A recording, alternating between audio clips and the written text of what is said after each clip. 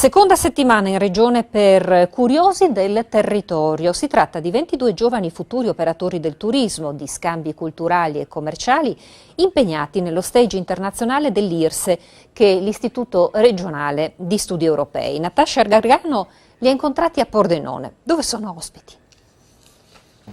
Siamo negli spazi di Casa Zanussi e ai banchi siedono i 22 curiosi del territorio arrivati a Pordenone grazie allo stage internazionale dell'IRSE, l'Istituto regionale di studi europei. Parlo 10 lingue, lavoro con i progetti interculturali, culturali e linguistici da Mercedes a Berlino e faccio pure la giornalista al mio blog per il mio paese, cioè Romania. Mi occupo dell'insegnamento della lingua italiana nel centro italiano di Baku e collaboro pure con l'associazione United Cultures attiva nel settore turistico-culturale. Io sono dall'Ucraina prima di tutto e quest'anno mi sono laureata in filologia inglese, quindi ho studiato le lingue sono la mia passione. I giovani professionisti, futuri operatori del turismo e del commercio, hanno già visitato le principali città della regione e poi Aquileia, Palmanova, Spilimbergo fino alle Dolomiti friulane, ricchezze del nostro territorio che promuoveranno da ambasciatori nei loro paesi di origine. Io cercherò di dare il mio contributo all'aumento della conoscenza legata al vostro splendido territorio e sono appunto qui per